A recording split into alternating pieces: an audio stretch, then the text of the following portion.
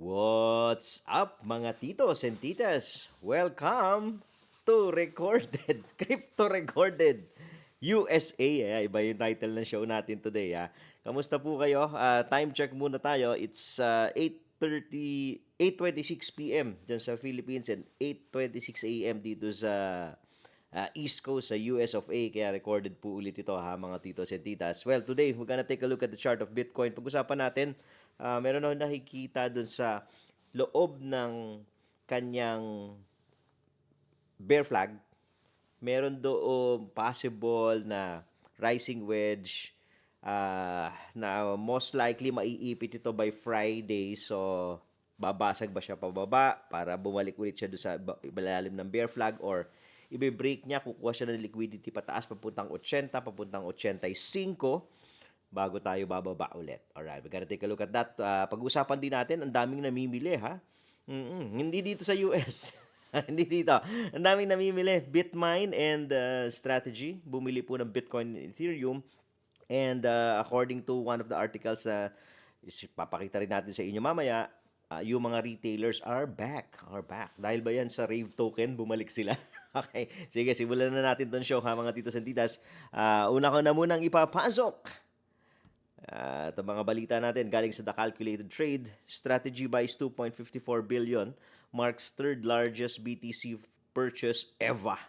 Strategy, led by Michael Saylor, purchased 34,000 Bitcoin worth 2.54 billion last week, marking its third largest acquisition on record. The firm bought BTC at an average price of 74,395, bringing its total holdings to 815,000 Bitcoin, one of the biggest corporate Bitcoin reserves globally. Okay? Tapos ang average po ng MicroStrategy, eto na ha, so yung 815,000 Bitcoin nila, ang average price nila, acquisition price nila, 75,000 na. So, 76,000 ang Bitcoin ngayon. So, kumikita siya ng konti lang. But you have to understand, no, si MicroStrategy, since last cycle po, hindi pa yan nagbebenta. Last cycle, bumudega yan ng around mga 37. Tapos, continuously nagdadagdag po siya. Even nung peak, nung bull market, nagdadagdag. Diba? Even above 100K, bumibili si MicroStrategy. And then ngayon, bumibili pa rin. So, nag-a-average po. Yun yung DCA, no? Nagdi-DCA si Michael Saylor. Ngayon, ang average niya na is 75,000 dollars per Bitcoin. Hindi na siya nalalayo doon sa doon sa presyo ng Bitcoin ngayon. So, kung bumaba yung price ng Bitcoin, of course, ang makikita natin dyan, yung kanyang magkakaroon ng paper loss, no, yung mga hawak niyang Bitcoin. May nagtatanong doon sa YouTube natin kahapon. Binabasa ko po yung mga comments niyo kahapon. So, naka-leverage daw ba si Michael Saylor? At bakit maraming gustong i-squeeze itong si Michael? Alright, so yung alam po natin na leverage as retailer, hindi po yun yung gamit na leverage na Michael Saylor ha. Para for the information of everyone, hindi po yan naka 100x all in. Hindi, walang ganon. Okay, so ang leverage po na binabanggit po maybe do sa mga nababasa ninyo, nila-leverage ni Michael Saylor yung kanyang strategy company, yung shares ng kanyang strategy company para bumili ng Bitcoin.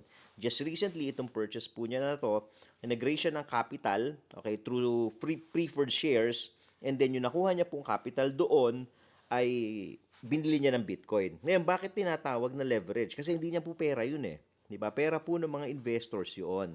Number one. Number two, dahil lang hiram siya ng pera sa mga investors, kailangan niyang ibalik yon, and of course, with the promise na merong interest or dividend. Kaya naman po yung hinahabol dyan. Itong latest na preferred shares niya na in-issue, I think twice a month ang kanyang ibibigay, twice a year ang kanyang ibibigay na dividend. I forgot the exact rate, no?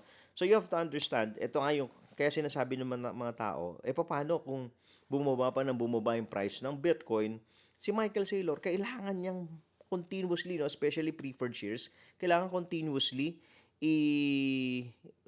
settle niya yung dividends na yon na twice a year.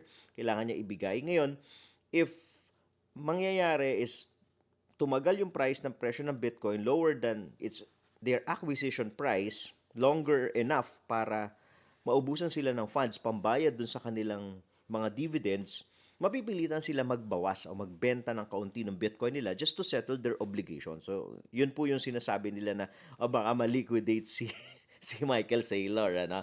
Um, there are also news way back several months ago na sinasabi nga ni Michael Saylor, naka-ready kami 2 taon. 2 taon mahigit na ready yung funds namin.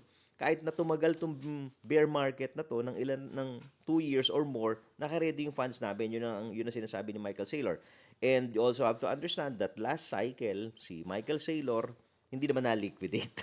Tinatarget din po siyang i-liquidate last cycle. Pero hindi siya nadali-dali na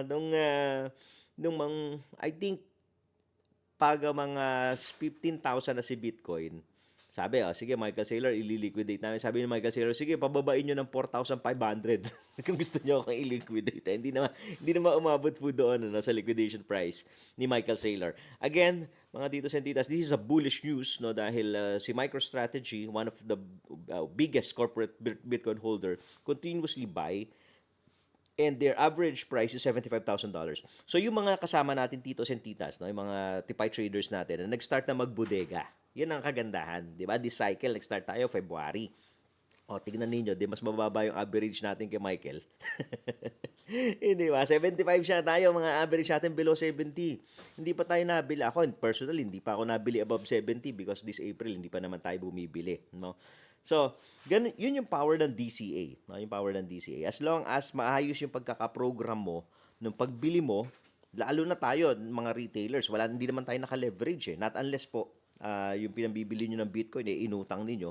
No? Pero kung galing yan sa savings or personal funds, so hindi ka naka-leverage. Di ba? At kung hindi mo gagamitin yung pera na yon na pinambili mo ng Bitcoin, maybe in the next 4 or 5 years, pwede ka mag-antay. You have the luxury of time to wait hanggang sa mag-bull market tayo ulit. Alright. Ang isa pang namili, si Tom. Okay, si Tom Lee ng Bitmain buys another 230 million worth of Ether, boost holdings near 5 million Ethereum.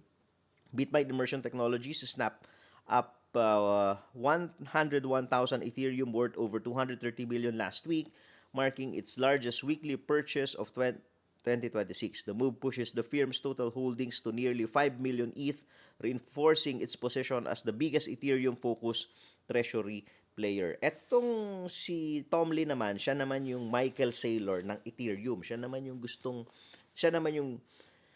nagbubodega ng Ethereum.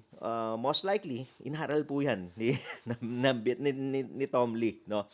At if I'm not mistaken, hindi ko sure kung masyadong malaki yung risk nung capital na nire-raise nila just to buy Ethereum. Walang details masyado po. Na pag bumibili sila, sinasabi lang nila, sige, nagdagdag kami, bumili kami. Yun lang po yung sinasabi nila. Ngayon, is this a sign na si Ethereum ba can be here longer than other altcoins? Probably yes, kasi inaral po nila yan.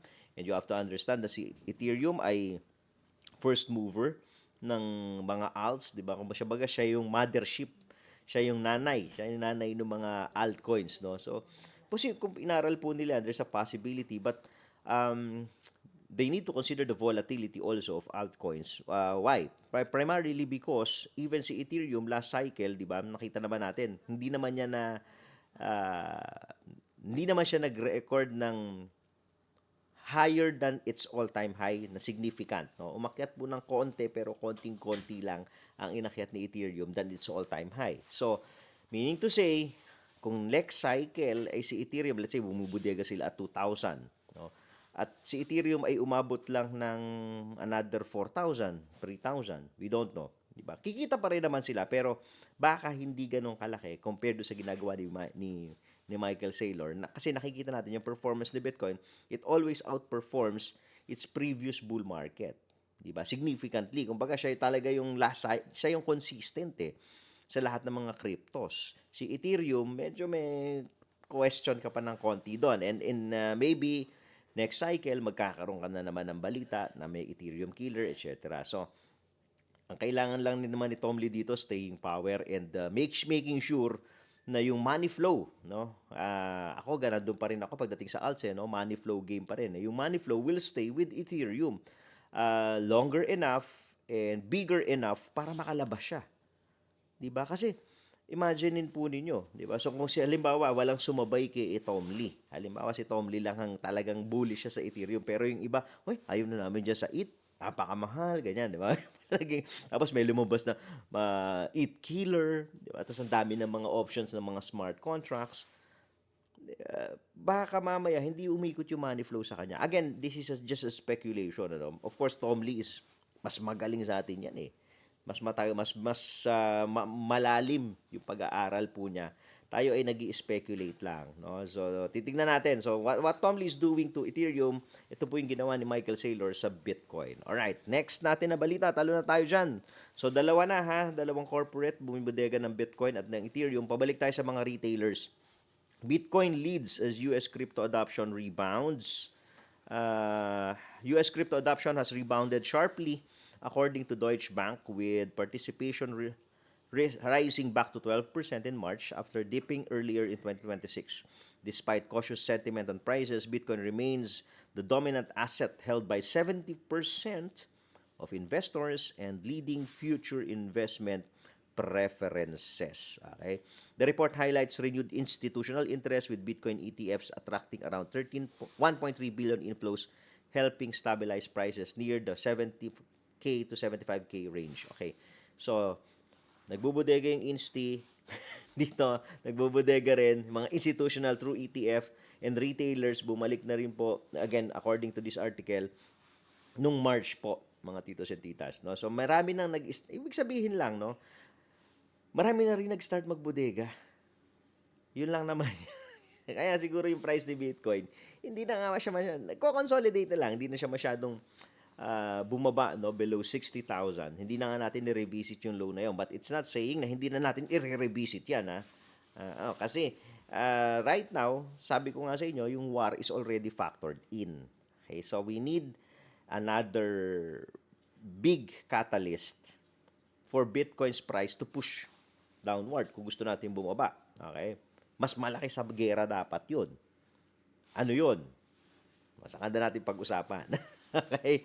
Kung ano man yun, kung meron man. But again, simple lang naman yung diskarte natin dito sa pagbubodega ng crypto. We buy in bear and we sell in bull. So since we are in a bear market, we started doing our DCA since nung February. Okay, ngayon kung paano dito kung bumaba pa kasi October pa naman yung bottom, 'di ba? According to the time count ng cycle, after 1 year niya mag-peak, nagbo-bottom out siya nagbo-bottom out siya. So nag-peak po ng October 2025. Now a lot of traders, a lot of people are expecting of course 2026 ng October magbo-bottom out siya. So dito paano kung bumaba pa? Let's say mag-40, 'di ba? Let's say mag-50. And then, what we're going to do is just we continuously buy. Kasi ang logic ko lang, kung mag-start ako magbodega ng October, medyo konti na yung window ko para mag-accumulate. Gusto ko mag-accumulate regularly, monthly, which yan po yung ginawa ng mga tipay traders natin last cycle. Mahabang accumulation period, tapos mahabang waiting period. Tapos, nung nag-bull market na, nagbato na. Alright? So, again, you have to formulate your strategy in this bear market. Kasi ito po yung time na may opportunity, mas malaki yung upside. Imagine mo kung bumalik lang si Bitcoin sa 120K and you bought at 60, di ba? Double your money ka na. Instead of starting to buy at 100 na naman, di ba? So, maybe you just have to formulate your strategy para po makasurvive kayo dito. Again, not a financial advice. Kailangan nyo pong aralin mabuti to. Rated KKBB tayo, kanya-kanyang bili at benta, and because your money is your responsibility. Alright, sige, talo na tayo. Let's take a look at the chart. Hindi, bago yan. Meron ba tayo? Teka. We'll just check lang natin kung may mga tanong tayo dito sa Discord natin. Ito, Crypto Live Pilipinas. Ito, okay. Ayun, si Tito Like Mike pala nagtanong, Tito, naka-futures ba si Michael Saylor? Kasi sabi ng mga news, it will took XX amount para ma-liquidate si MicroStrategy. Nasagot na natin kanina, na yung leverage ni Michael Saylor. So, we encourage yung ating mga tipay traders na nasa loob ng Discord. Meron po tayong ginawang channel dito, yung Crypto Live Pilipinas. Post po kayo ng mga questions nyo dito. I'm going to answer it sa recording or sa live stream natin. So, for the meantime, habang nandito si Tito sa US, most likely puro recording tayo. So, because I still want to answer your questions, yun nga lang, yung mga nasa Discord, ito po yung channel, no? Crypto Live Pilipinas channel. Pwede kayo mag-post ng mga questions nyo dyan. Tapos sasagutin ko sa pag nag-record ako ng video. Yung iba naman na wala po sa Discord natin, nandoon sa comment section sa YouTube, pwede po kayo magtanong doon and gonna answer it sa mga next videos natin. Alright, sige. Pasok na natin yung chart dahil si Tito G ay hindi pa nag-aalmusal. Wala pa tayong almusal, magkatapos man ito. Okay, ito yung nakikita natin. Wait lang, okay. So remember, teka muna, zoom out ko muna. No? So remember our bear flag. Ito po yan. This is the daily chart. Remember our first and second bear flag. And focus lang tayo muna dito sa second bear flag. No? If you're going to notice, nakabuo tayo ng steep, for me, this is a steep uptrend. Na nagsimula po nung April 3 and now we are April 24 na tayo. So kung makikita ninyo, ito, zoom in ko na, bababa ko na po sa 4-hour chart, no? Para ma-appreciate ng lahat. Baba natin sa 4H. Okay. So based on this chart, tumutulay siya dun sa trend line. Okay? Rally, pullback, rally, pullback, rally, pullback. So far respected tong trend line na to. Mas kita siya sa 4-hour time frame, no? So yung dulo nito will be on Thursday or Friday na maiipit na siya somewhere here. Okay? And then the price of course will decide whether it will go break out or break down. Okay? So ito po yung naka-zoom in sa 4-hour. Ngayon, pagka bumalik ka, nag-zoom out ka sa 1 hour, sa 1-day time frame, alam mo na bear flag pa rin yan. Okay? So yun yung macro mo.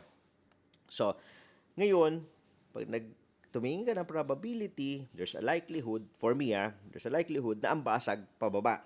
Okay, ang basag pababa. Pero, it's not saying na hindi yan babasag pataas or kukuha ng liquidity. Okay? Kasi there's a probability pa rin na kukuha muna ng liquidity at around 80,000 bago bumaba. Ultimately, ito yung pwedeng gawin niya. Okay? Whether kumuha ng liquidity or not, okay, pwedeng bumaba pa rin siya dito. Okay? So, pwede kasing pumitik siya dun, tapos itutulak niya tayo ulit pabalik dito sa parallel channel. So, nakita nyo, nandito nag-accumulate sila Michael Saylor, di ba? Sila Bitmine dyan, oh. Yung tagal ng accumulation yan. And I think we are on day 76 or 73 ba? Nitong ating breakout. Hanapin natin itong isang chart, no? So, again, $80,000 to $85,000 ang resistance natin, yung possible na kumuha dyan ng liquidity bago tayo itulak pababa. And then, support, yung support natin, itong line po na yan, this will act as our support, yung pivot area, around 73,500. And of course, yung bottom nito, nasa 68.5 right now. So, remember, pataas po ito, ha? Kaya, tumataas din yung ating support area. Yung mga gumagamit ng tipay natin, take note ito po, no? Sa 4-hour time frame, nasilip ko na. Habang sinisilip ko po ito, nakita ko, sabi ko, uy, may BTD pala ito. Kasi, mga tipay traders, di ba? Remember yung ating buy the dip setup, no? Green cloud, ulitin natin to, ha? Okay. Green cloud, green dot, long green candle. So this happened last Tuesday, April 14. And then another one, ito po, another successful buy the dip setup happened also this Tuesday, yesterday. Okay, green cloud, green dot, long green candle na in-overpower niya itong red, umaakyat na naman tayo. Kasi meron tayong buy the dip setup. Okay? So, tignan natin kung tutuloy pa tayo. Green cloud na pala tayo sa 4-hour, para po sa mga tipay traders natin. Green cloud na tayo sa 4 hours.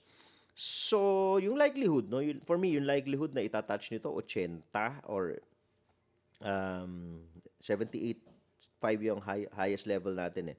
A little higher than that just to get a liquidity pababa. There's a higher chance, no? Especially naka-green cloud tayo. Okay. Ngayon, again, mga titos and titas, yung mga nakikinig po, especially if you're not using yung tipay trading system natin, wag niyo po kayong, aakyat pa pala ng 80. Ito yung common mistake, no? Pagka mga newbie, sabi ni Tito G, aakyat pa ng 80, maglolong na muna ako. Di ba? Tapos, konting pitik pababa, naka-all in ka pala, maliliquidate ka, aakyat nga, pero pipitik pala. O kaya naman, Hindi na talaga umakyat ng 50, bumaba na. Okay, kaya tayo, yung mga TPI traders natin, nag-aabang lang tayo ng setup. Pag walang setup, walang trade. So kung newbie po kayo, unahin nyo po muna na mag-aral at ma-establish nyo lang anong klaseng sistema yung gagamitin ninyo. Lagi pong tatandaan na ang papasukin lang natin ng mga trades ay yung mga trades na meron tayong setup. Okay? Pag wala tayong setup, wala tayo dapat na trade. So whether you're using TPI or using other system, dapat po yung sistema na yon merong setup whereby meron kang inaantay. Hindi yung sakay ka ng sakay dahil feeling mo aakyat na. Doon lang nagsisimula yung FOMO eh. No? So be careful mga titos and titas. Again, yung mga newbies, yan lagi yung gustong paalalahanan ni Tito G dahil alam ko yung mga veterans sanay na yan eh. Yung matatagal na po dito sa mundo ng trading, alam na nila yan na ganyan ng laro po dito. Diba? So, newbies, be careful. Let's take a look at the price of gold. Silipin natin si Goldie. Kanina maganda-ganda yung laro natin kay Gold. Nung maaga-aga pa dito, I think mga 3 a.m. dito. 2 or 3 a.m. Dito. So, mga 3 p.m. no, London time dyan sa Philippines. Sabi ko kanina sa Discord, let's basahin natin. Kanina po. So, nandito rin kayo sa Discord. Sumilip ako kanina dahil nagising ako ng madaling araw. Sabi ko parang set up ko, tingnan ko nga yung price ng gold.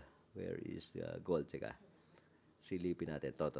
Mga gold scalpers natin. Ano? So, even nandito si Tito G, no? Alaga natin itong mga TPI traders natin. Meron tayong daily support and resistance ni gold intraday. So, intraday support 4770 to 4780. Pinost po natin to kahapon. Bago mag-open yung market. No? That's 5 a.m. Philippine time. Right? Intraday support 4770, 4780. And resistance naman 4880. So, what happened? Okay. Ay, tumalbog tayo. Tumalbog tayo doon sa 4770. Ito po 'yon. Bumuhos siya, no? Bugulat ako pag gising ko ng Asian session. Uy, pagising ko ng London, sabi ko, uy, bumubuhos to. Bumubuhos na siya. So, sakto naman doon sa support, sa intraday support natin between that area, 4770, 4780. And ang maganda, meron tong buy the dips sa 30-minute time frame. So, kaya sabi natin, tumatabol sa intraday support near the daily parallel channel. Okay, ito po 'yon. Daily parallel channel. Yan. Alright. And at the same time, may BTD setup na rin sa 30-minute. Pero, ito yon possible rally lang to hanggang pivot. Okay, so ano po ba yung pivot para po doon sa mga walang tipay? Yan po yung orange line. Para doon sa mga may tipay, yan yung orange line. Na daily, nagbabago po yan. That's the daily pivot. So possible mag-rally. Look what happened to the chart of gold kanina. Is it gold? Okay, gold na to. Baba natin sa 1 hour. Okay. Baba natin. Ayun nandito tayo kanina.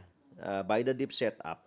Sabi natin, buy the dip setup, 30-minute, baka mag-rally papuntang pivot, yun po. Umabot tayo ng pivot and then, pagdating sa pivot, binuhusan pala tayo. Ito lang, just this hour, binuhos, tinulo tayo just this hour, pero hinuhugot din, respected pa rin yung ating parallel channel. Okay, ngayon, New York, open na ang New York, mga titos and titas.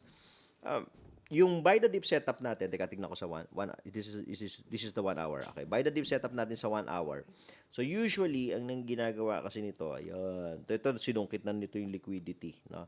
Kung magiging successful again yung support area natin, yung 4770, 4780, there's still a likelihood that we're gonna rally back to at least dito sa 4811 area. Or otherwise, kung ito ay okay, 4770 nasa support area tayo. So critical 'yan kasi magbe-bear flag to. Makita niyo sa 1 hour, no. Hide muna natin tong 'yan. Makita niyo, magbe-bear flag kasi to. So yan, ito yung iingatan natin kasi pagka nag-bear flag siya, okay, yan. Okay, so tutulo siya dito. So critical yung 4770 na level na dapat hindi siya mag-close doon o sa 1 hour time frame. Kasi otherwise, pag tumulo, balik yan dito sa 4730. Ito po previous swing low niya, ha? So, tignan ko din measured move natin yung target ng bear flag. Or even lower pa nga, nasa 47 area. So, let's see. So yung New York session, even nandito tayo sa New York, no, nasa East Coast tayo. Hindi ko talaga masabayan kahit na yung ulirat ko ay gising. Hindi ko talaga masabayan sa sobrang likot ng New York session. Kanina po nakascalp tayo sa London session nung nagising ako, nakapitik-pitik ako ng konti. So, again, yung mga TIPI traders natin, so ayan, kaya sabi natin, scalp lang, follow lang yung ATR. So, naintindihan nyo na yung mga TIPI traders kung ano yung ATR. But if you want to try TIPI, kung wala pa po kayo nito, but you're curious, ano ba yung TIPI? Paano ba ginagamit yan? So, naka-establish na po kasi tayo ng system. You can watch, ito po, no? You can try itong TIPI basic natin na webinar. Kasama na po yung indicator dyan. Kasama na rin yung access niyo doon sa community natin. So, maa-access niyo yung community. And if you want to learn how to scalp, meron din naman tayo dito. No, sa Scalping 101. This is just a free webinar naman. Itong Scalping 101. Okay? Pwede rin kayo mag-try ng TIPI. May 7-day trial tayo ng TIPI dyan. Kung gusto niyo lang mag-try, so panoorin niyo po muna tong video na to kung interested kayo sa scalping and you want to avail yung 7-day trial ng TIPI. Again, panoorin niyo po yung video sa www.titovlogs.tv. Alright, paano? Mga titos and titas, lalakad na kami dahil malamig ngayon dito. Maglalakad siya na naman si Tito G. Maraming salamat po sa pakikinig ninyo. Type nyo lang sa comment kung meron po kayong mga tanong. We'll see you sa susunod po natin na Crypto Live Pilipinas. Bye!